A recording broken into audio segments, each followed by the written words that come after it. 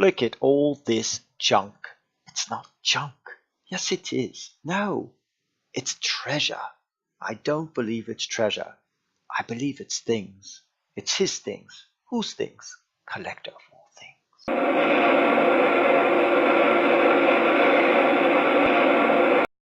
Hello everyone, this is Collector of All Things, and as you can see from the intro, that we will be looking at a Japanese Zero, and this is a model that did fight in Pearl Harbor. This one is from Forces of Valor. This is an enthusiast edition, and this is the 8506. Yeah, we're going to take a closer look at this plane. Why don't we take a look at the specs right now and see exactly what this plane is all about.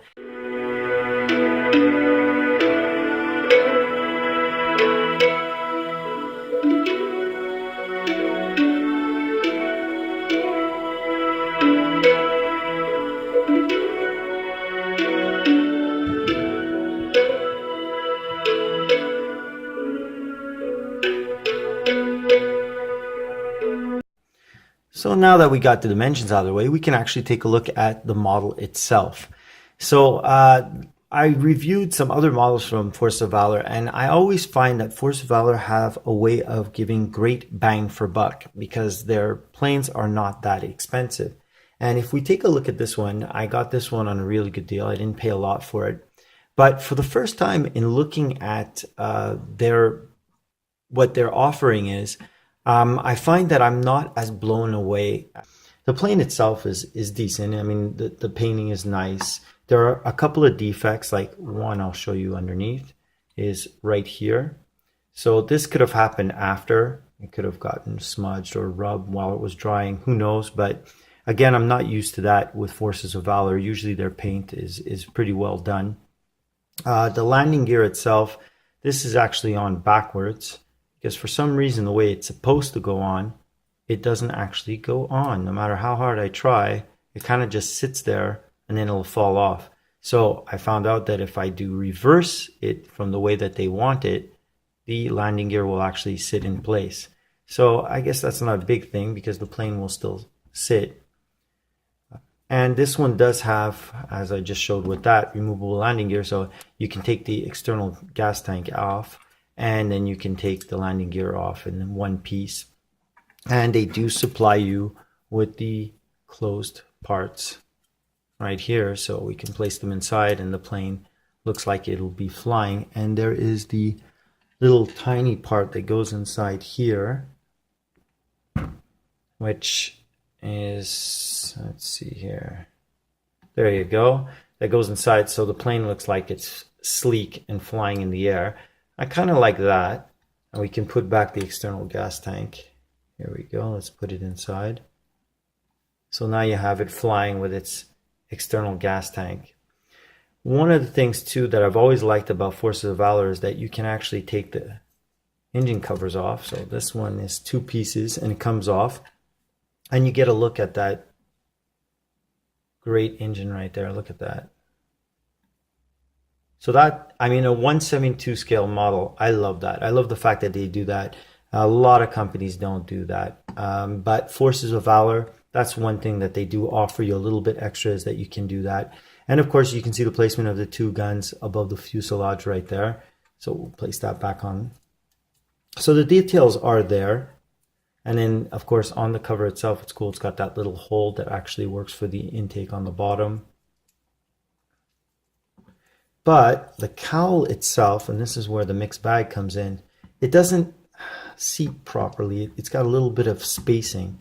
So I don't know if you can see that, but there's just too much space. It would be nice if it clicked back together and created a small seam, but instead of this huge seam sticking out. I guess when you're far away from it, when it's placed like this, you won't see it, but up close, and you can probably see it on the camera, it's got quite a large seam on it. I might be nitpicking. I mean, obviously, like I said, it's not an expensive model, although they are going up in price, and they're starting to vastly become a collector's item. So some places are just asking astronomical numbers for this. Again, I like the fact that I have finally some real freedom with the propeller here. Most Forces of Valor I find don't spin as freely. This one spins really freely, so that's really neat. The stand itself, with Forces of Valor, you get that, let me just pull it in here, that acrylic 3-piece stand. Usually I don't have a problem with their stands. They hold really well. This one was really on an angle, and every time I tried to put the plane on it, it would come off and almost like fall apart. So I had to crazy glue it, because if I want to display the plane in its flight, I need it to hold. And when I would put it like this, the plane would fall right off. So again, that's surprising for me from Forces of Valor. Usually their stands, they look flimsy, but usually they hold really well. So let's take the stand off one more time, just take a look. And then what's neat too is they get the little holes for the guns on each side of the wing. So overall, I'm liking the model. I think that for the price I paid, I'm still super happy. But there are these little nitpicking things about this model that kind of throw me off. I'm really surprised, again, with Forces of Valor. This is not quite to their quality and their specifications. They're a little nitpicking because, like I said, once I place the plane, a part of my collection, these are things I'll probably not see.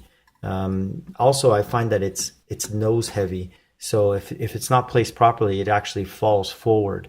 But beyond that, once this is going to be with my other planes in my collection, it should look really nice. So if this was my only plane, I think I would be disappointed. But being part of my collection and being a unique plane in the fact that it is a zero, see what I mean? It fell right over right there. And I didn't even plan that. Just to show you that, yeah, it is nose heavy. So I probably won't use the stand. I'm probably going to put it back on its wheels. And thankfully, that's not a hard thing to do. Let's just take them out and put back the...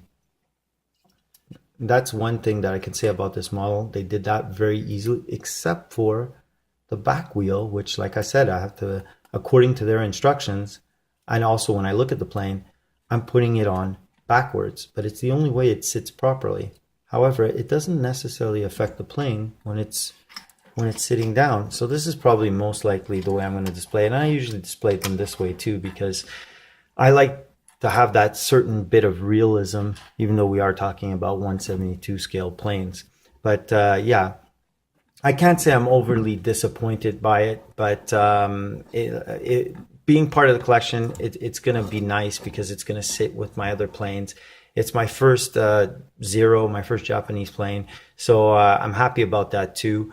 Overall, I'm happy with it. I'm not blown away like I was with my P40 Warhawk, but in the end, it's a great addition to my collection. I really hope you enjoyed this video. I hope you enjoyed this look at what is quite a nice little plane. It may not have blown me away, but I'm still satisfied with it.